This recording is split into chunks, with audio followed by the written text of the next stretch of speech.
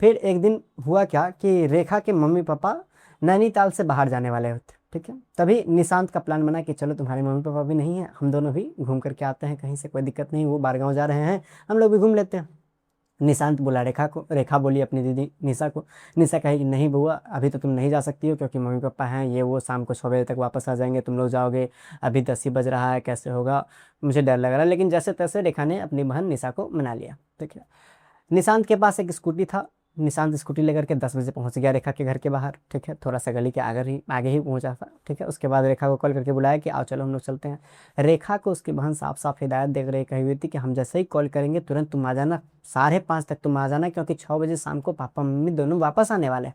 ये दोनों गया नैनीताल से 17-18 किलोमीटर दूर और आगे की तरफ निकल गया, ठीक है। अब जब आगे की तरफ निकल गया तो दोनों आपस में बैठ करके मेला उला आसपास में लगा हुआ था, तो मेला उला देखे, कुछ बात किए, तो बात करते करते कैसे शाम के 5 बज गए, इन लोगों को मालूम ही नहीं पड़ा, ठीक है। अब रिटर्न जाना था, अब मालूम चला कि ये लोग आ गए हुए हैं 18-20 किलोमीटर दूर, और काफ़ी ज़्यादा ट्रैफिक भी है और रास्ता भी खराब है। अब इनकी दीदी का बार बार कॉल आ रहा है कि वापस आओ, पापा मम्मी निकल चुके हैं वहाँ से, किसी भी समय आ सकते हैं, 5:30 तक में भी वो आ सकते हैं, तुम लोग जल्दी आओ।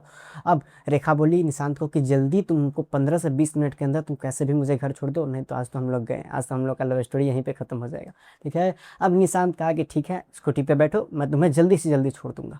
अब निशांत स्कूटी स्टार्ट करा और एक जितना हो सके उतना एस्केलेटर दे करके वो उतना फास्ट स्कूटी को भगाना शुरू कर दिया। बीच में आया कि स्पीड ब्रेकर पे निशांत का गाड़ी उससे कंट्रोल नहीं हो पाया और स्पीड ब्रेकर पे गाड़ी उसका फिसल गया।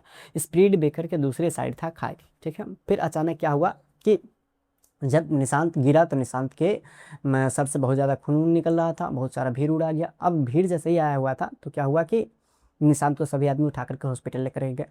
अब निशांत को जैसे धीरे धीरे होश आया तो फिर सबसे पहले वो भागा जो एक्सीडेंट वाला जगह था, वहाँ पर देखा ना कि कुछ भीड़ उड़ लगा हुआ है, पुलिस आए हुए हैं, कुछ इन्वेस्टिगेशन हो रहा था, ठीक है।